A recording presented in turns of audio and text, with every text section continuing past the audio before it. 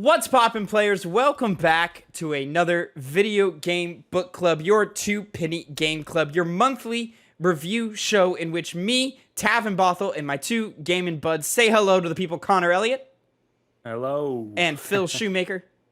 Hi. It's me. Hey, we come to you monthly with like a little a video game that we've been playing over the past month. We review it, we rank it amongst the other games that we've been playing in the background along with everything else for your enjoyment. Play along with us every month. And next month, we will be doing Batman Arkham Asylum. But this month, we did some God of War Ragnarok. Now, we reviewed God of War Ragnarok at the top of the month. Or at the, when it came out in November.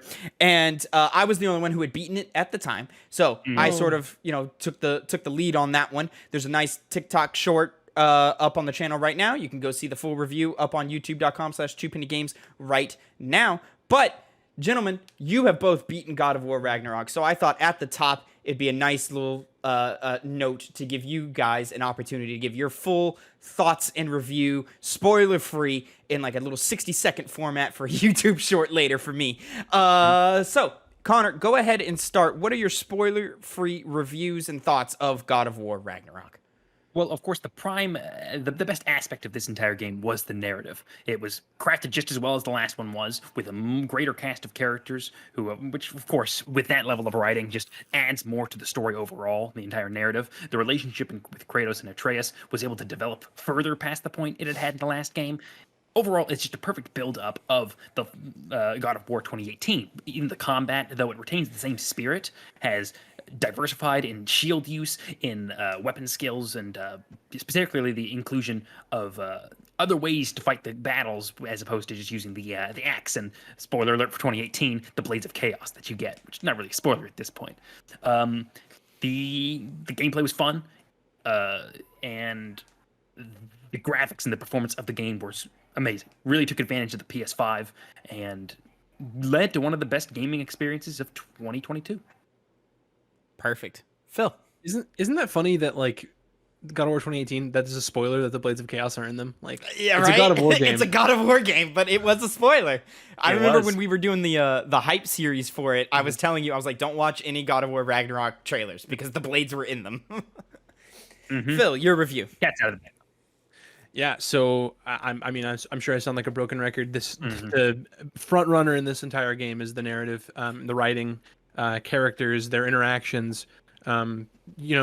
People, just the different ways that people talk to Kratos and people react to him being the God of War and him being the God Killer. So many great different new levels of the combat that were just improved on from 2018. Like I said, it's a little bit of a spoiler for 2018. The blades are back, never going away again, hopefully. You got the axe, the Leviathan axe, still just as good as it was in the first game, still satisfying. It's like Thor's hammer, only now it's actually going against Thor's hammer.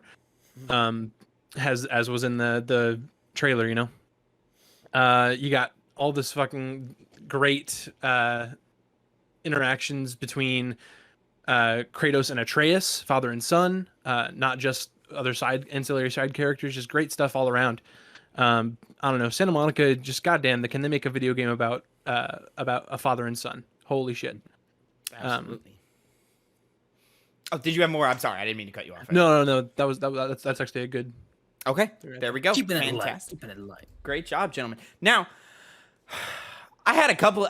As far as like where we were going, let me start with this. Actually, let me start with my quick facts. You guys know I like my quick facts. So, God of War Ragnarok released November 9th, 2022. We don't have definitive sales yet, but as of right now, we do know that it sold 5.1 million copies in its first week and is now currently PlayStation's fastest selling first-party IP. God of War Ragnarok has a 94 on Metacritic. All of these things, I think, are well-deserved. It is what I think it is Sony's prime game. I think it's the best game they have to offer on slate. Premium cut of beef right there. Yeah, I think it is the perfect symbiosis between gameplay and narrative, like where like Other games may lean more heavy on narrative and have lesser gameplay or better gameplay, but a lesser narrative. This one strikes a great balance right in the middle. Me personally, there might be a little too much combat in this game, but like when the gameplay is this fun, is that really a complaint? I don't know. Maybe I was just greedy for the next story beat. Couldn't tell you. How does this game rank in comparison to the first one for you, gentlemen? Is it better? Is it worse? Is it par? How are you guys feeling? I think it's kind of in the realm of what people would call a perfect sequel. It takes everything from the original and just improves upon it. Adds new systems in there, throws in extra characters. I don't know. I think it's just a gigantic step forward, and I think it's just I'd say it's an overall better experience than 2018. Yeah, undoubtedly so. The main credit I can give to God of War 2018 over Ragnarok in terms of which one's better, even though ultimately as a package Ragnarok is better. When it came to the impact of 2018 coming as it did, with its narrative force, not starting the whole trend of narrative focused gameplays, but being the next culmination of it at the time, it really still overall impacted me more when I first played it than when I first played Ragnarok. Ragnarok, I wasn't like shaken by any of the things I was seeing, but it was just a clear improvement over the fast game, which I think deserves, the credit of being an improvement over the last game overall. Despite that little caveat I had, it really did improve. Speaking to that, I think it's because 2018 was new. It was a rebranding of God of War. It was something we'd never had before. This is more of that again, but just bigger and arguably better in every way. The game's been out for a minute now, so the internet has formed their opinions on it. I'm seeing a lot of people saying, hey, the pace was a little off. We rushed a couple of story moments.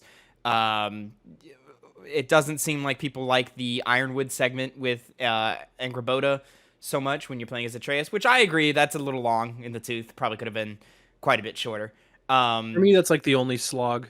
Yeah, and I know on replay that part's going to slog. But again, speaking to what I think is the perfect symbiosis between gameplay and narrative, it's not like the Mary Jane segments in Spider-Man, or it's not like some of the slower moments of Naughty Dog games where you're like, fucking Christ, and you put the controller down. It's like, all right, I'm not having as much fun, but the gameplay is still entertaining, and there's enough combat to keep me engaged. There's enough like, hey, player, don't get bored in that bit to where like even on replay, I'm sure like I'll still play through it. It's not like literally every time Mary Jane comes up on screen when I replay Spider-Man, I put the controller down. I'm like, all right, I've had enough today.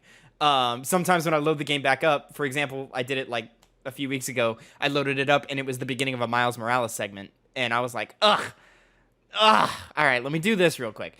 But when I do that on replay with this one, I don't think that segment will have that issue.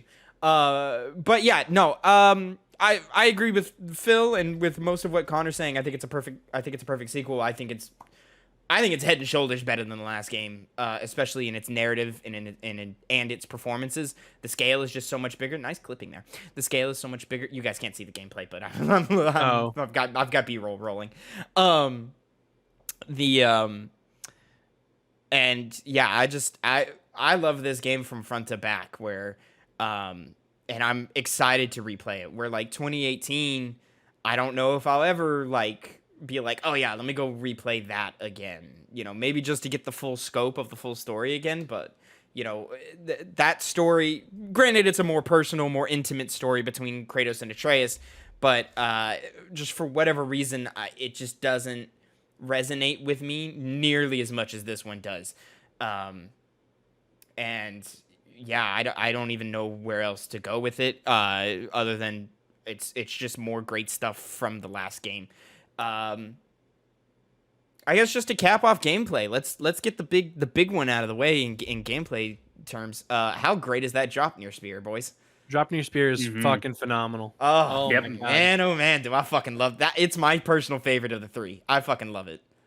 Yeah, it's very good. I like the effect of being mainly used to stun things and attack very forcefully. And I loved the light attack that it had, the light runic attack, where you go across the entire room. Really freshened up gameplay to be able to have that level of mobility, which you also get with the onslaught shield, which ultimately I ended up staying with for build reasons. Is that like the double tap where you just rush them? Yeah, and the long distance away. That was the one I used to. That was fun, but I like the functionality of the Iron Tower shield more. But the fact that it gave you these options to try and change Connor, up which one is combat that? it's one of the first ones you get. The one that Is that has, like yeah, it's like the second option, not the counter one, but the other Oh, one. it's the one where Yeah. like you just don't get stunned. Okay, got it. yeah, and so you're just a lot more sturdy, and I can go. I in was for a little more attack. partial to the like the chart, like the what I don't know what it's called, but it's like Star the, Shield, Yeah, or something. Yeah, Star Shatter. Star Shatter Shield. Shield, Star Shatter Shield. Yeah, where you That's charged the- up the energy and. Oh yeah, Yeah. that I was using that one for a while as well. But I yeah, was as using soon as that I got until the onslaught. as soon as I got the onslaught, yeah, I used that. I still use it now as I'm doing cleaning up side content and doing the side bosses and so forth. The light runic I had on the spear for me was the like the 3 slashes, like the and then the Yeah. horizontal slash that did like the waves. That's what I did. And then as far as the heavy went, I fucking did the make it rain. Yeah, Fucking that make it one was rain all the super fun. spears. Super cool. I played around with Make It Rain for a while. I'm with Connor where I used the rush attack that like pulls the element out of them, because any excuse to like pull, because I found myself not using the stab motion move that comes innate with the spear. So like I don't always have like an elemental tied to the spear. Oh, I would do that move all the time. That's why I took off the light one. I was like, I'm using a runic to take a element when I could just use I could just hold down the heavy button and steal one. I can. Yeah, I don't know. I'm Just fine for that. whatever reason, and I think it's because the normal enemies that you're fighting against are too weak for me to effectively use that because I'm just killing them too fast. So whenever it's time to actually implement all factors of the spear, it's just like, all right, well let me just use this runic attack, get some heavy damage, get my thing, throw it right in their face. And how great is just the throwing and the slamming it on the ground and blowing them up and making them stuff. explode. Yeah, It's fucking awesome. I love this very spear. very cool. I love how close it is to Kratos. Like this is his weapon. Like the blades were gifted to him. The axe. The first isn't- weapon a Spartan learns when he's a child. Exactly. The axe isn't his. This is something he is. Like we're bringing it all the way back to Greece. We're bringing it back to his Spartan origins. He's grew up with this type of weapon, and then now it's one that he's made. It's literally made from his blood. When the Lady of the Forge takes the blood, it makes the fucking Spartan emblem, and then it turns into the flag on the spear. Oh, so. Oh, it's fucking sick. the Omega for the God of War. Oh well, I mean, yeah, they did the Spartan thing too, though. Oh, that's what that was. Okay. Yeah, Yeah. Yeah. I fucking love. it's like the Shopping. emblem that's on all the Spartan shields, like the little arrow thing. Got you. Okay, I missed that. But yeah, that's fantastic. And then let's go ahead and address something Connor critiqued in the main review of this game. Connor, you don't like Atreus? You don't like playing as like him. Atreus? Not anymore. I came around more on it. Ultimately, Okay. he is an inferior combat playable character to Kratos. But he's supposed to be. He's supposed to be, but it makes me worried about if they're going to do more with him in the future on how they're going to improve him. It's more of a down the line kind of thing that always was like worrying me. While in the game itself, though, yeah, he evened out. He got some extra things to help him fight, like the sword that would do wave attacks. He got Freyr's sword. Yeah. Yeah. He had the obviously his rage mode helped a lot, and his Oh my Oh God. summons. god, his rage mode is so badass. Oh Yeah, it is. god. Fucking turn into a wolf and just rip people's heads off. Fucking Oh, eat people. So sick. Yeah, so its place in the game made more sense.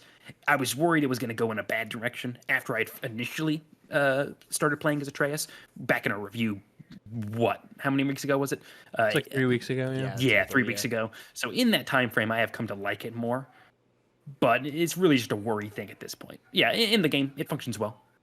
And for narrative purposes, it is good to follow Atreus and solely Atreus, as opposed to always being alongside Kratos. So he did need to have his own combat in there to make things more fresh. It bleeds into what they were trying to do with Atreus, which is just make him his own man. He's no longer following Kratos in his footsteps. And I think that's the journey that the two really go on in this. And it's a classic father or just parent thing where like you have this thing from birth and you take care of it and it follows your lead and it follows your word.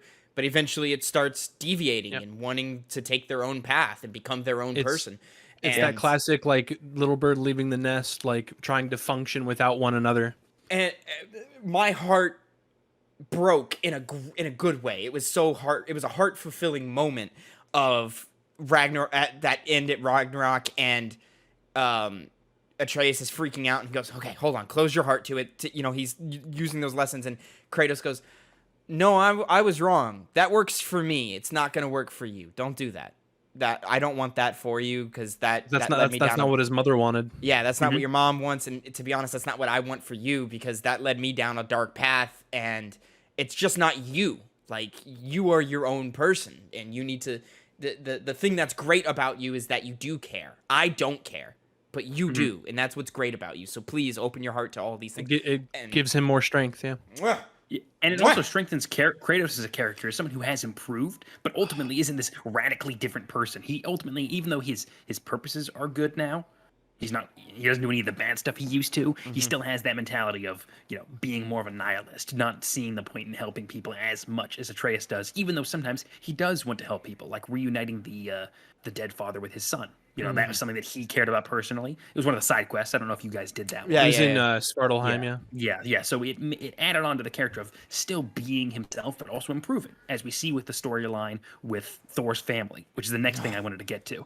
Because going into it, I was like, okay, it's going to be this big brawl between the Aesir gods and against Kratos and Atreus, but it turns out they were a lot more divided due to the events that took place in the last game, in addition to the fact that both Thor and Sif kind of realized they did mess up in a way, and they needed to be better as well, and it created this whole other aspect of tension and humanity that you wouldn't expect to be given to these guys off the backs of 2018, where we spent the entire game talking about how evil they are and all the horrible things they did. And even though Odin lived up to that, even though there was some more Odin is just a tyrant, man. It's fucking crazy. He is. But you also see that desperation of why he did it. He's kind of a pathetic person in that way. Yeah. And so it's a flaw of his character that grew worse and worse and worse, in the same way Kratos, his flaws of anger, grew worse and worse and worse, and led to all of the downfalls that happened in the last game. Just that introduction of it was one of the best parts of the narrative. Oh, absolutely it is. And just to touch on a few things that you spoke on, I love, when you're walking around Asgard as Atreus, and you're listening into people's conversations and the closed door conversations between Thor and between Sif, and you realize that's like, fuck, they know they screwed up with the two sons that we killed with in the last Magni and game. Modi. Yeah, they know they screwed up, and they're trying to do better with Thrud. And arguably they are doing better with her, but they're still having their own missteps and so forth. That's so real.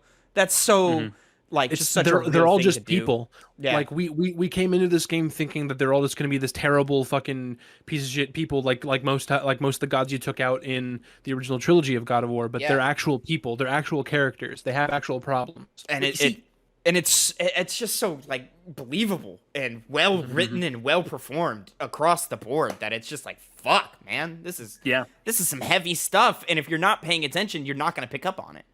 And I think this also recontextualizes the old God of War games, because you just said, Phil, that the gods from that game were bad, and multiple of them were. Zeus was horrible, Ares was horrible, but was Athena horrible? Was Poseidon horrible? None of them. What did they actively do against Kratos, though, other than the designs of Zeus and Ares? Athena had her own selfish goals. Like, she was trying to use Kratos for her own selfish goals. Like, that was the end of God of War 3, was she was trying to use him with the sword or whatever, and then he was like, "Fuck you! I'm not going to do that. I'm taking myself out." It's very much hope. It's very much like all of them are manipulative. All of them have their own like secondary goals and plans and stuff. And it all bleeds into 2018 and builds who that character is. But it was just so one note back in the day that just to compare and contrast the two, it's just like, fuck, man. The everyone has come a long way from the characters themselves to the writers and the performers and just everything. It's really quite a trip. So much so, and I think Odin is one of the best written characters in this fucking game, and one of the best performed characters in this game. Shout out to Richard Schiff, fucking Toby from The West Wing. Most very, very good. Left out of nowhere performance that I would have ever seen, but it was great. It's like right from the jump, as soon as he comes into to Kratos' shack, he gives off like this vibe of like a mob boss. He's like a fucking like he's like, you do this for me, I'll take care. I'll get my ex off your back. And I love that it's like Kratos could just say yes, and all of it would be so much easier. But because of the lessons he's learned from his original trilogy and throughout 2018, he doesn't want to be a servant to another god ever again. And so and I love the quick, simple no. Like, it's like, it's just, no, I'm not doing that. And that's great. But I think Odin is so well written and so well performed that I wasn't sure he was actually a bad dude. Although for a long part of the game, for a lot of the game, I was sitting there, I was like, up until like the last like I want to say, I mean, as soon as that big reveal happens, that's when it's like, okay, he's a bad guy. Yeah, no, for sure. I 100%. I was sitting there, I was like, are we right in attacking this dude this much? Like, you guys say he does a bunch of awful shit, and you've told us stories throughout the whole last game and some of this game. And Freya's got her personal grudge, but like, Freya, it doesn't sound like you were the dopest person back then either. Like, it's just for the most part, we're just hearing Mimir and Freya talk about how they all had all this shitty stuff happen between them and Odin, and we was like, we haven't witnessed any of this firsthand. How can we be sure? And it's literally like, even Kratos and Odin have like a little meeting in Svartalheim. Right after you get the spear, where like they're talking shit back at each other, and I'm sitting there, I'm like, all right, yeah, he's an asshole, but like, is he really like the ultimate villain? And it's not until that switch happens with Tyr where you go, oh, motherfucker, you were manipulating me the whole time. Okay, no, you are an ass. Okay, no, let's go get this fucker. Yeah. Right from the jump, we never had Tyr. Never had. Oh, that's so great. Oh, Connor, you don't even know because you haven't done any of the side stuff, man. God. That fucking twist, dude. Fuck, like, man. So, Connor, if you go back to Niflheim, which is where all of the ravens are hanging out, you know what I'm talking about? Mm-hmm. Niflheim. Why am I forgetting that? It's the blue thing. It was in the last game, but it was the smoke. It was the smoke area with the poison smoke everywhere and stuff. But in this one, it's just like a big blue area with like a big tree and all the ravens you're killing are hanging out there. Mm-hmm. You know what I'm talking about? Did you do any of that? I don't think I did. Did you never go to Niflheim? No, I didn't. Why the fuck did you dude? What the fuck? So you killed ravens, right? You killed any ravens? Yeah. You didn't hear them say, "Hey, maybe we should go check out the tree." No, never once. Well, if you never go there once, they're never gonna say, "Hey, let's go check out Niflheim." I guess they're never gonna do that. Okay. No, yeah. So if you go to Niflheim, Connor, there's a reason for killing the ravens this time around. It's not just for shits and giggles. Every I don't know, 6 or 7 ravens you kill, they give you a new piece of gear. Well, I have a lot of gear then. You got some gear to catch up on. Yeah. But at first you think it's just that. And then there's also like a combat practice thing. Yeah, it's like if you get new like runics and stuff, like new runics it's just stuff to try it out. I tried it once and I was like, there's no point to this other than to just experiment with it's like a training arena. All your stuff recharges a lot faster, you can just experiment. But after you beat the game, if you go back there, a new path is opened up and you find Odin's prison, where he imprisons everybody that he has a problem with. And, you see, like, old dwarves and old monsters and just a bunch of, like, random side characters. There's a lot of cool things you can pick up and read there and get backstory and so forth. Mm-hmm. But and at the very bottom, the deepest level of the prison, which is kind of tricky to get to, Tyr is there. The actual real Tyr. The actual Tyr. Well, I know what I'm doing. Yeah. So it's not even. So here's the thing. It's not even the people that he has a problem with. It's all the people that he was using magic to change into. Oh, that's yes. He needed them to actually be alive and be contained somewhere for him to take their appearance. And okay, we're pretty late to the spoiler cast thing. So like, all the IGNs and the Kind of Funnies and the GameSpots and whatever, they all have spoiler casts, and they actually have contacts to the game director, and he talks about like. Yeah, Odin's fucking with you the whole time. When you first go to Svartalheim, there's apparently a dwarf that's standing on top of a bridge and spits down at you. That's Odin. I remember that guy. That's Odin? Yeah. Oh my God. They really made him an asshole. Yeah, it's just something, they don't even touch on it. Like, it's such like a thing of like, just they know, but they're like, yeah, that's Odin. And I'm like, that's fucking funny. I'm guessing you'd probably find the dwarf's model in that area. Yeah, he's wearing different clothes, but the model is there. Yeah. You guys know it's funny. Speaking of Svartalfheim, you guys know the musician Rabe, right? Rabe. Yes. He was at the funeral for. Oh, he hasn't done the funeral either, have you? Oh, you haven't done the funeral for Brock? No. Oh, that's a Yeah, lovely. yeah, Yeah, that is a lovely funeral for He Brock. he plays the hurdy-gurdy, that little like winding thing with the Oh, strings. Yeah. Yeah. So he's played by the game's composer. Oh, that's Bear cool. McCreary, Oh, that's yeah. cool. I like that. You know, Rabe, R-A-E-B, is bear backwards. Is his name That's Bear? pretty funny. His name's Bear McCreary, yeah. Yeah, That's funny. Yeah. That's You're great. clever. Man, but I'll tell you, man, this game had me right from the jump, and it cheated a little bit just because of my own personal experience and where I'm at with life. Man, why they gotta put down a dog? And it's a big, fluffy, big dog, man. I'm less like it's. I put down my dog 11 months ago. Like, fuck. Like I was like immediately. I was like right in my feelings, and then when we Tavin, if go. only you in our magic, you could have trapped his soul in a knife. Dude, when we went to hell and put Fenrir's soul in the wolf in the fucking what's his name, Gore? That's what Garm. Garm. When we put him in Garm, Garm. I was salty as a bitch. I was like, you motherfucking Atreus. That threw me off so bad because whenever he was like, "Oh yeah, Fenrir," it's like, are they doing Fenrir already? Like, Yeah. because Fenrir is supposed to be one of Loki's kids. Yeah. Like literally, he and Angrboda get, or not, sorry, he turns into a wolf and has sex with Angrboda, and they have Fenrir. Yeah, The Norse are so fucking weird. yeah. Yeah. Yeah, I think this is much smarter. The way they've done it is much smarter. What you're telling? Wait, why not? Why would the other way work? From a narrative standpoint, why would that not work, Tavin? Tell me why that would not work. Explain in detail. I'd rather why that would not have work. bestiality Anyway, with but easily yeah, like a so 14-year-old girl. they have little Fenrir, and he's all sick, and he can't chew his own food, and it's all sad, and so they put him down. But like he does this magic that I guess he doesn't know is a spell, but it's just something that he's heard people do before. So he does it, and then little like sparkly blue things happen. Yeah, I think it was just more of like an instinct thing than a And then that's basically how the giants would preserve their souls, and they put themselves into these marbles. and they're so subtle with it too, because like there's the like multiple blue lights that come out that is Fenrir's soul, and only one of them like goes into his knife, and it's very subtle. Like I didn't even. Yeah. I didn't fucking I tried. notice. Yeah, I rewatched the cutscene and I didn't see any of them go in. No, there's one that goes in. It's very subtle. Yeah, it goes right in there. It's like and then- you have to see it to say to Yeah, notice and there. then when Angrboda was like, "Yeah, you have a soul in your knife," I thought it was Faye. I was like, "Oh shit, Oh. are we about to bring Faye back to life?"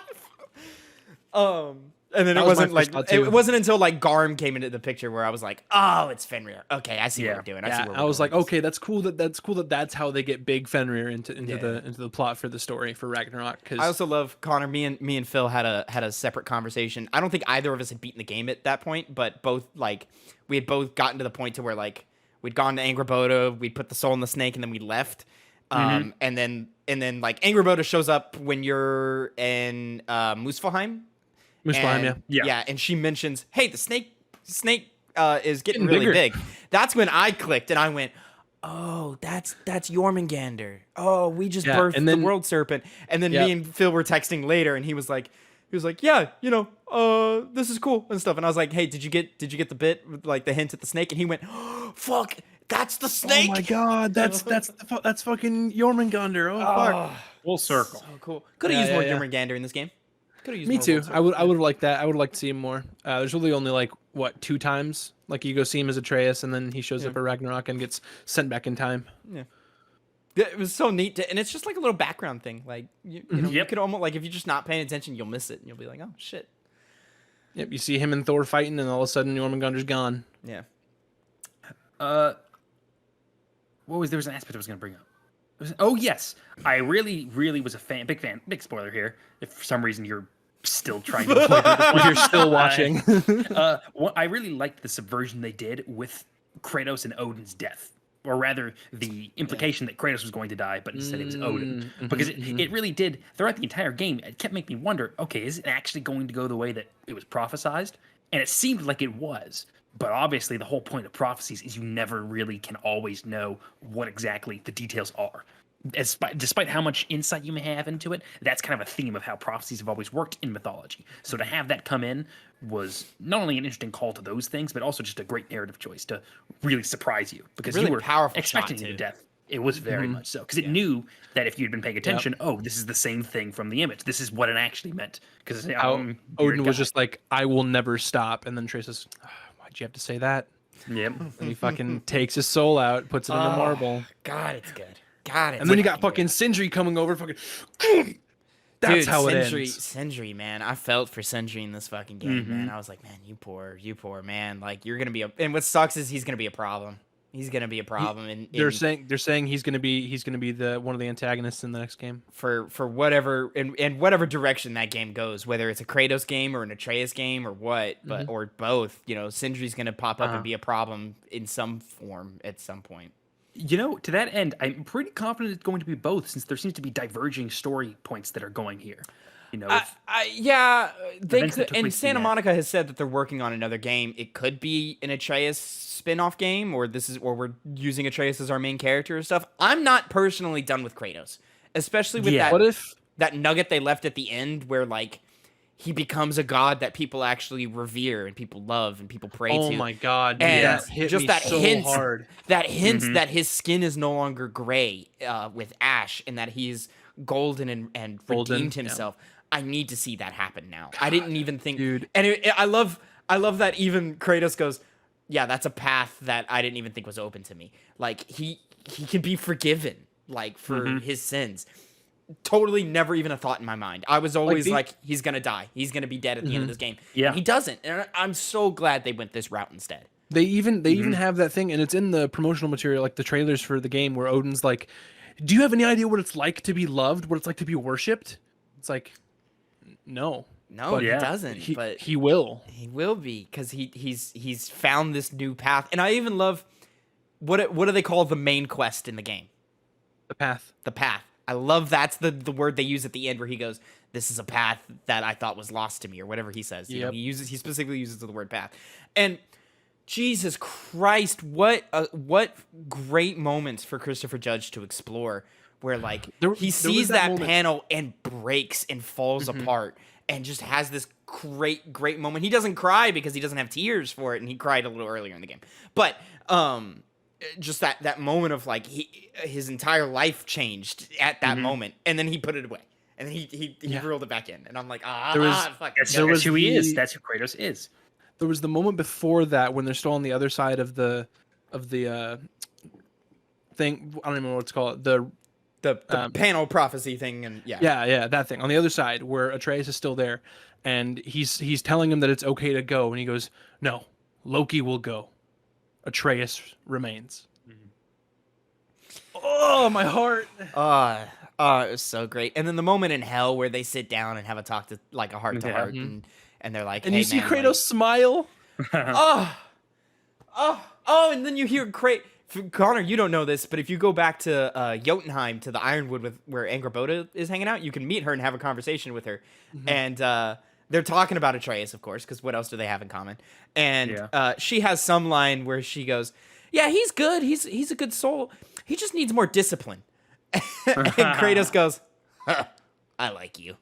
And I'm like, oh, we just heard Kratos laugh, and this is great. I love this. This is fantastic, and it's just so satisfying. Like, and in ways that are surprising, that you're not expecting, and that you didn't like. They gave us what we didn't know we wanted, and that's what's crazy to me. Is like we all had ideas of what this game would be, and some of it was true, some of it was not.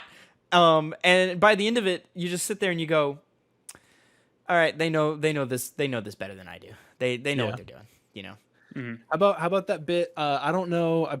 Connor probably didn't do this. You didn't do the stags quest. Did you do that, Connor? No, I had not. I was going to. I don't think I've finished that quest. I think I've got one. Okay, so I think I've got one in the wild somewhere. I think there's one. So there's one in the crater, or there's a couple that are in the crater, but there's one right where you you rescue Birger, and fucking Ratatoskr calls him Biseptimus. I forgot about that. Yeah. And he goes, "Good job, Biseptimus," and he goes, "I don't like you." There's also that quick blink and you miss it moment where there's so many moments like that where like if you just look away, like look at your phone real quick, you're gonna miss something super important. But they're in Alfheim with fake Tyr. And they're hanging out with the light, and Kratos hears the whispers of Faye again, and he turns and is drawn to her and is distraught. Like, he's immediately thrown back into his grief, and Atreus goes, "Hey, she's gone. Like, you can't do that." And I love that Atreus has moved on, for lack of a better term, Faster or than he's Kratos. he's gotten on top of it, and it's still in Kratos. That grief is still there. Like, just because he spread the ashes, he still misses his wife. He still misses his partner. Yeah. Also, another thing, I was not expecting to see Faye in this game. To see her. Oh yeah. Yeah. Literally first half an hour. Yeah. She hops in. It was kind of necessary too to make Kratos realize that there's a better path that he needs to take. Because going back again to his new prophecy that was unveiled, he has another way. It contextualizes a lot of the issues he had with her the entire length of the game, which was not exactly knowing what she wanted. And now you understand why she took that avenue to assure this better route for both him and Atreus. And it contextualized everything for him. It made him a lot more. What's the word I'm looking for? He gave him some conclusion to his grief. That's what. So, if the last game is about like relationships and like broken ones specifically, and how, you're not your past. This one is. You don't have to be what other people say you are. That's what this one I think is. It's so there was the bit at the end when it's revealed that there was that whole other side to the story that Faye specifically took off of the walls in Jotunheim so that they wouldn't see the whole story, so that they could prevent that from happening. Yeah. I mean, if they don't know, if Kratos and Atreus don't know the prophecy, then there's a chance that the prophecy happens exactly how we see it. There's a growing resentment between the two, and Atreus may actually end up killing his father or working for Odin or something like that. Like there's that whole moment where for me it happened in Svartalfheim, but I think it happens like wherever you're on a boat or like in a fucking sled or whatever. But Mimir's he's talking about like prophecy or something like that, and then Kratos is talking about how there are many tales of people from his land that have prophecies that they try to avoid, and in doing so end up bringing upon themselves. And I think that's just a huge part of this game, and that's like what this main thing is. People can't tell you who you are. You find your own path. It's not for Faye to keep all of those secrets, like. And it like at some point, like, it's gotta suck, especially for Kratos, to be like, yo, you were my partner, like I told you everything and you hid literally everything from me. So like there's gotta be a part of him that's wrestling with that. And I think they show that, subtly in some moments. But if she doesn't do that, the destructive path that could have, come about because of it, like the ending of this tale could have been very, very different, very tragic. And yeah, I just hats off at just how well they've executed on this narrative. I had something else for Faye, but I just don't remember. I also love how much of their relationship is still private to the player. We get some insights. We get a few bits. Yeah, we get a couple of fun moments or whatever, but like, their first meeting, grumbles. they talk about their first meeting, but they don't show it to us, or they don't show some of the intimate moments. They don't show like when they fell in love or anything like that. They just show us when they're together and near Faye's last days is what they show us, and that's really it. And they show us right. What I assume to be right before Atreus is born, right after he's born, and then right before Faye's dying. Yeah. So yeah, and I really appreciate that, because like, her shadow looms heavy over these two games. And I kind of just appreciate that Kratos gets that. He gets that for himself. It's not for Atreus. It's not for the other characters, and it's not for the player. Kratos had to do a lot of learning, and it probably, I imagine was a pretty heavy period of time for both him and Faye. And I'm just kind of glad that part of the story is just not told. And I'm so glad that now we just get to focus on the future. Phil, you said, that you don't have to be what they say you are. And I think that rings so true to Kratos' arc in the last game, where when he goes to get those blades, and you will Athena, always be a monster. Always be a monster. And he just I know. accepts it. I know.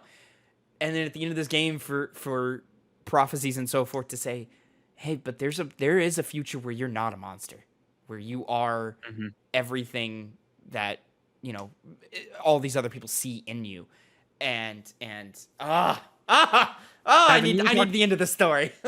Devin, you were talking about Christopher Judge's performance, and I think it's a clip that came out for the last game, but it's like where he's talking about how a lot of this performance is for his own kids. That's for the Raising Kratos documentary. Yeah, and so there was that same bit where Athena's talking about how you will always be a monster, and you just see it's Christopher Judge doing mocap, and you can just see a tear going down his face, and he goes, "I know." Oh God, it's so good. It's so good, and I love that. Like, in the few moments that we see him in the mocap suit, in those very heavy moments, he's holding so much back, and it's so much that you don't see because the animators go in and that, you know, they put him in the game engine and so forth. That you don't see, but also that's just the human fault in Christopher Judge that I'm getting goosebumps talking about this dude. Oh dude, my God. he's another level, man. He's another level, and I love that. Like, I'm not one that's like, hey, yeah, put the voice actor in the thing. Like, I think, you know, put new opportunities, let us have new spins on characters and stuff. Judge is too goddamn good. Judge is too goddamn good. Like, and he's the right build, he's the right age, he's the right look. Like, yo, this live action shit, yeah, fucking go get him. Like, because, god damn, bro, god damn. He deserves to win that best performance award. For sure. Fuck. For sure. I will be legitimately upset if he does not get best performance. But I mean, like, shout out to like everyone else as well. There's not a bad honestly. Everyone does Sunny great. Soljic, the guy from the lady from Plague Tale. Shout out to all the nominees, but like I was still in the game. I thought you were talking about nominations. No, yeah, because like Soljic is great. You know, I said it in the review. I think he's a rising star. He's still got a lot to learn, but he's still like he's fucking better than I was at fucking 15, 16, however old he is.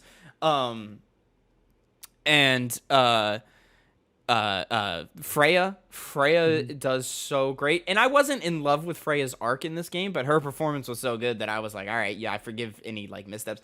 I think maybe we redeemed Freya a little too quickly in this game. But at the same time, you know, vengeance isn't her, but it also, I don't know, it's tricky. But I did love. There's that great moment where Freya is free from her Danielle curse. Bisutti. Yeah, there's a great moment where Freya is freed from her curse, and she turns and looks at Kratos, and Kratos is expecting to die. He's like, she's gonna kill you right. Are you talking right after fucking when you fight Needhog, which is the best fight in the game in my opinion. I love that fight. Wait, Tavin. This might be a pretty interesting aspect of that boss fight that you may not have caught, but there's certain points when you could, you know, what did they keep pointing out during that boss fight? She kept pointing out the freeze thing where you froze something to knock it off the tree. Yeah, you have to switch elements to like the sigil arrows and stuff. Yeah, that's what it was. She would not stop talking during that boss fight. Oh yeah. Can we talk about how quick they like tell you the solution in this game? It's in so many memes. It's in so many memes. Yeah, it's a lot. Well, they're better. They're better in this one than they were in the last one. Are they? When it comes to the puzzles, so yes. fast. The puzzles I got to solve in this one. Okay. Last one, it was too quick of like, hey, look at that, and I was like, all right, well, fucking let me there's so figure many. it out. Here, there's literally like you're walking up to a Norn in your chest, and there's like a little pyre for you to light with the blades, and fucking Atreus is like, hey, you should try lighting that pyre. They still do it for sure. Yeah, they still do it, but for me, it gets out of hand in the combat where they're constantly calling out, "You're on fire, brother." It'll pass. Oh, yeah. I know it'll pass. Like, thank you. There's a little timer on the screen that tells me I'm on fire. I have the visual thing for it. Thank you. Brother, look at the timer that has a little flame on it. And then where was I going? Oh, but that moment where she turns and then, you know, she has her great piece where it's like, there's always going to be a part of me that will hate, but you know, I can put that to the side and recognize that, you know, you made the choice, you made the right choice or whatever. And then she walks away, and the camera lingers on Kratos. And there's just a moment where he goes, Like he just exhales, and he's like, "Holy shit!" Because Like, I think I don't in have that to moment die. he puts himself in her shoes, and if it's him, he doesn't make that choice. He kills in that moment. But I That's why don't it was so know. I don't know if this Kratos kills. Maybe original trilogy case Kratos. Maybe even God of War 2018 Kratos. Tell that to Heimdall. you put you fucking pluck a hair off of Atreus' head, and he kills you. Right, but Freya didn't hurt Atreus. No, that's the point. But you know, you're saying that if it was the other way roles around were and she reversed, killed- Kratos she would have killed killed. his son. Okay. He would have lost his ground that Definitely. he has with this new way Because that he's doing things. that's a hard choice. You just let the man who killed your son walk. You know, Kratos doesn't have.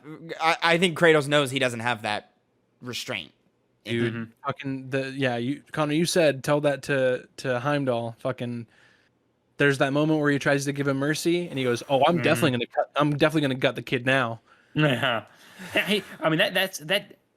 I like how it dealt with it because it wasn't like the thing I was afraid of. Like, why'd you do it? People were gonna chastise him for it. It was like, okay, he did try. You know, but it gives you that dilemma of even if you try, sometimes that's not enough. Sometimes the other person isn't willing to, like Heimdall, and it made that more justified as opposed to how the interaction with Thor went at the end of his boss fight. A guy who had been going through his own journey of changing his ways, and it just took Kratos to do it. Unfortunately, he ended up, giving his life for this ideal, but it held him in a higher standing than it had with him being just a ruthless murderer, which is how he's been built up to that point. I wish we got more out of like Thor. Like, I wish we got more. I could have used a little more from him. Yeah. I kind of wish we hadn't killed him. But it is what it is. I do believe like in that moment Odin does kill Thor, but it just kind of sucks that now we don't get to see more from that character. Because he was there. He was on the turnaround. Yeah. He was finally like, "Hey, I'm not just gonna be your fucking hammer, literally anymore." But now we get to see. But like Thrud saw that, like Thrud saw the change. So like we will see that development carry on with Thrud. Who knows? Maybe she'll get her own game. I don't know. Fuck it. Like doubtful. But do we think that will? So for the next God of War game, is it going to be like what we suspect the new Spider-Man's going to be, where we pass back and forth between Miles and Peter, or is it going to be like a separate entire game where it's like God of Mischief Loki?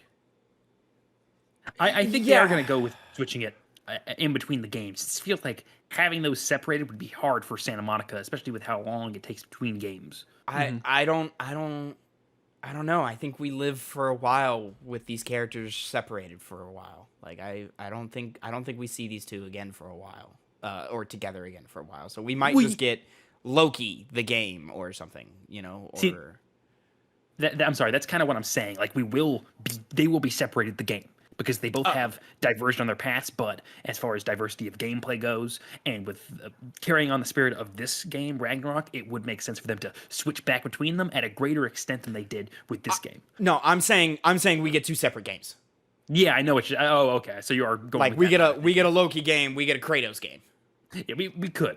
Yeah. That would work as well, but I think I think it would work just because they said that this is the last God of War game that's going to be in the Norse mythology, but that doesn't mean it has to be the last Loki game that has to be in the Norse mythology. Yeah, that's a good point. Yeah. I don't know about it. What's funny is when we did the hype for God of War 3, Phil did the exact same thing I did, where when we got to the Zeus fight, fuck it, man. Yeah, the other weapons might work against Zeus better, but you're gonna use the fucking blades. Why would you not use the fucking blades? I don't know about you guys. I got to Odin. They kept trying to put the other weapons in my hand, but I was like, nope, axe the whole way. The axe really? needs to be used against Odin, because this is phase fight just as much as everyone else's. And so I just there's specific moments where they're like, all right, now use the axe. All right, now use the blades. All right, now use the spear. And every time I put it away and I pulled the axe back out. I kind of worked myself into my own little rhythm when it came to the weapons, and I would switch between the three pretty evenly. I think I favored the blades a little more than anything else, just because I would light things on fire, then I would use the axe to cool them off, and then I would use the spear to steal their element. Then I would just keep going back and forth between all that, because I don't know about you guys. I think the most used thing out of all my skills was the mashing of triangle with the blades and then lighting them on fire. I think that was the thing I did most. Use that a lot. Easily the least used thing. Like, of the 3 weapons, I used the blades the least. I only, charged up the thing a couple of times, like when I needed to. But yeah, as soon as, when I got the spear, I did start switching between them more. But yeah, I spent a large majority of this game just using the axe, and then because the spear was new, I was like, let me use this fucking spear as much as I fucking want, like, because this is the shit. But yeah, the blades got less and less use out of me. It's kind of inverse for me. Yeah, I was a fan of the axe, but overall my abilities that I used the most were those. I cycled similar to you, Phil. I wanted to use as many as I could, but my main ability use was swapping through those runic attacks specifically, since they could just deal high amounts of damage, get rid of bosses' health bars super quick. You don't just get 4 of them like in the last game; you get fucking 6 of them. You're cycling through so many weapons, and it's just like it's just a little more fluid to where you're switching just a little faster. Like. Yeah, and you also have fists at the back of all this, where you can that too. Stun up. I didn't really. That was probably the one I used the least though, since the I would say the same. I hardly ever didn't have a weapon in my hand. You almost have to go out of your way to bring the fists out. In this one. After the spear, yeah, you definitely do. Since you got to double tap that thing. Yeah, and what's funny is that I changed my control scheme, but I noted it as soon as I loaded up the game. Where in 2018 it was. To equip and unequip, like if you wanted the axe, it was right on D-pad, and if you wanted to put it away, it was right on D-pad. In this game, at first, it's right to pull it out, down to put it away, and that confused me. I was like, why are we using down to do this when we had it the other way last game? And I changed it to where it was how it was in the last game. And then as soon as that spear came out, I sat there and I went, all right, you fuckers are smart. You fuckers are really smart. I had something else I was gonna say. I fucking forgot. There's just so many fucking moments in this game. The more you use an ability, the stronger it gets, and you can add different aspects to it in the menu. Loved that so much. That was great. You had ones that you could up the element damage that did to it. You did ones that just straight up damage, some that up stun. Some that momentum. If you're doing this move, you won't get stunned yourself or something. Yeah, great, great little. Fantastic. Just that tiny little tweak did so much. I still feel like, and this is probably my biggest criticism of the game, is that its gameplay is not in depth enough to justify the depth of systems that are in there, like or the combat is not clean enough, not well put together enough to justify its systems. I think all of the little side attributes your armor and your weapons give you means almost nothing in this game. As long as you get to level 9, that's all that matters. Is just it's just get that big number up. Yeah, and it's so fucking frustrating when you're fighting a boss and you have the skill to do it, but there are moves you can't avoid or block or dodge. I'm sure some fucking nerds online can figure it out, but I think of Sekiro, where I know I can get through Sekiro and beat every boss without getting hit once. I know I can. I haven't done it, but I know I can. This game, I don't think I can do that just because of the way the game is built. I just don't think it's possible. And so it's really, really frustrating when I feel like my mastery of the mechanics is at a high, but because of the way the leveling system works, it's just damn near impossible to beat some of these bosses without leveling up your gear. Devin, have you beaten the Berserker King yet? I've not. No, I'm still working my way through some of those Berserkers. Okay. Yeah. I think I've got 3 more or something. I've taken out a lot of the duos. And that trio one fucking sucks ass. The trio one was tough. It was the duo one with the brawler and then the dude with the 2 blades. That pair fucked me up real hard. But you're talking the trio where one is ice, one is fire, and then one is just one is constantly chasing you on your ass. Yeah, that one was tough. But I got around it fairly easily. But it was the one. It doesn't where it help was like, that I tried to fight that one. I was still like level 6 or 7. So I think I have the opposite issue where like the one that's like the put your dukes up, and then the one with the 2 blades. I tried to fight them at like 6 or 7, and I was getting my ass kicked. And then I went back to them, and I was still kind of struggling, but I had a much easier time at level 8. I haven't gotten to level 9 yet. And the same thing with Gina, where like I know I can beat Gina, like I know I can, but she has a few moves. That, okay, like, I noticed that you're calling her Gina. Is it Gina or Gina or whatever? It's just Nah. Nah. Yeah. All right. Nah. Like I know Nah is like I know I can beat that because like she's easier than the Valkyrie Queen from the last game. She is, but like just the way the leveling system works, it's like I could bang my head against the wall and beat her at level 8, or I'll just go fuck around like I'm going to anyway for another couple of hours, go get level 9 and come back and crush her. Like, whereas like, what was her name? Sigrid? Sigrun, yeah. Sigrun, yeah. Where it was like, I was level 9 and I was still like fucking sweating. Like, I was like, oh shit, man, this chick's tough. You know? Was I 9 when we did it on Hype? I can't remember. Yeah, you were. I was 9? Okay. Yeah. So yeah, I just, this is not a game where like, cranking it up to higher difficulties is fun, in my opinion, because I don't think the systems equate to like that being a valid way to play. Connor, I know you played on a higher level of difficulty. What was your experience this time around? Well, I actually changed it to regular because it is just an inferior way to play it on hard. The only 2 differences was that you died quicker and enemies' life bars were a lot larger. So you would just kind of it already kind of felt like you were hammering away at things in normal. More spongy. Yeah, and so it felt like I was just doing that times 2 in hard mode. This is is very much like Bullet Sponge, but like with like melee weapons. The game, Yeah, you know what I'm talking about? Like, Arrow really sponges. Yeah, it's usually a lot more easier to tell that with a boss when you're fighting them with a gun, which is why that's so synonymous with not that rather than melee hits. But in this game, I really felt it. Yeah. So I kind of was like, okay, let me move on. Yeah. More so in this game than even the last one. Like I felt like the last one, maybe it's because there was less enemy types, maybe it's because there was less things going on, because there's more happening in every combat sequence now. But like, yeah, I don't feel the need to play it on hard difficulties. And I thank God every day that there's not play it on give me God of War difficulty trophy or some shit, because that would fucking suck. I think excuse me, sorry. I think my biggest gripe with this game, I've told you, Tavin, a couple times, it's the fact that there's only one way through the level, and you have to like get in. There's no like fast traveling to the places outside of like going to the blue gate, then picking another blue gate to go to. I'd rather just open my map and then take me to a blue gate. Yeah, or something like Don't just make me walk all the way there. Don't make me ride a boat all the way there. Don't make me ride a sled all the way there. And it's so easily like you could have just wrote yourself around that, like because our mode of transportation is different now. Like it could have just easily been like Kratos draws a circle on the ground and hops through. And as silly as that would look, like just have me do just turn. That cutscene where that. Or like that fucking Atreus did. Keep it the way it is through the main narrative, but once I roll credits, just give me the ability to go wherever the fuck I want. That too. I'll take that. That. I would take that because I'm just trying. Because the main reason I'm even revisiting this is so I can complete it. Is to come back and do things that I missed.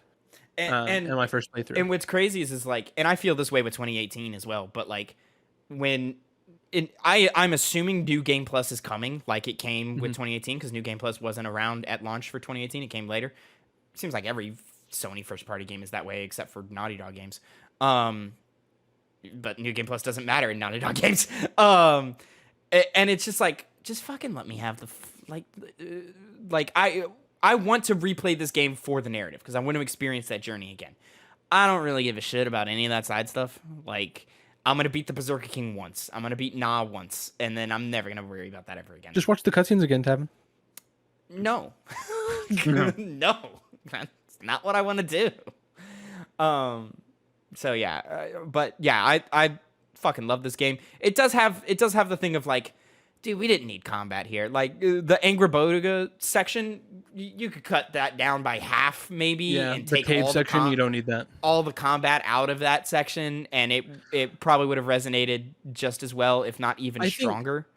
The issue with that though is that that's where they taught a lot of his things with that's rage. that's where they taught the rage thing. Yeah, I think just keep that part and then I don't know. And gave him a lot more powers in that segment as well. That seems when he had that a bigger jump up in terms of what he can do in combat. I think it was necessary for the foundations of every other aspect of Atreus going forward. So I get it's it. just It did make do Draugr need to burst out of a wall when we're gardening? You know? Yeah. Yeah, you're right. None of that Like, stuff. does that need to happen? I don't know, man. He But could have cut it down. at the same But how time, about that boss fight? That was With I the don't know, goat? it I was like that cute boss fight. with the I like that boss giant. fight. It was cute. Yeah. It wasn't bad. It wasn't like breaking either. I wasn't like the Thor fight. I was like, okay. Went on a little too long. I like Really? that boss fight. Yeah, I thought it went too long. Yeah, I liked it. I thought it was cute. It was fun. But it's very much like it's how like the Netflix shows always have like one episode too many where like we go on some like random side quest for an episode. That's what that whole section was to me. Yeah, I But do feel like that. Angrboda is such an important character to Loki and to Atreus' growth that I was like, all right, well, I mean, we can't cut it. Like, we can't get rid of it, but like, I don't know. I don't know what the right answer is. Because at the same time, when I go to replay, I won't be bored or I won't be like, ugh, I hate this because the combat is there. I think we get rid of one of those segments when we're on like the giant yak thing. Yeah, And there's then two we get of rid them. of the- Why was there two of them? I know. We get rid of one of those and then we get rid of the caves. Yeah, I agree. I think it's fine there. I think that makes the segment so much better if we just get rid of it. But again, I'd rather have too much than too little. You know? Mm-hmm. Or like I don't know, maybe we just needed more inventive things to do. We didn't need to go on the yak and we got we got fruit and then we got root. Did we need to get roots? Come on now. Yeah, defeat the wolves. Yeah, we got the I know. fruit for the wolves. Also, Yeah, was they anybody could cut else that out. when you were approaching on Ironwood? Was anybody else like really nervous at how many wolves were around? It's like, oh goddamn, there's a lot of wolves. It was like one, and I was like, okay, yeah, Loki likes wolves. Okay, yeah, sure. And then a it's second like and a 4. third came up, and I was like, that's a lot of wolves. And then there was like up to 5, and I was like, it's a lot of fucking wolves. Is something about to happen? What's about to happen?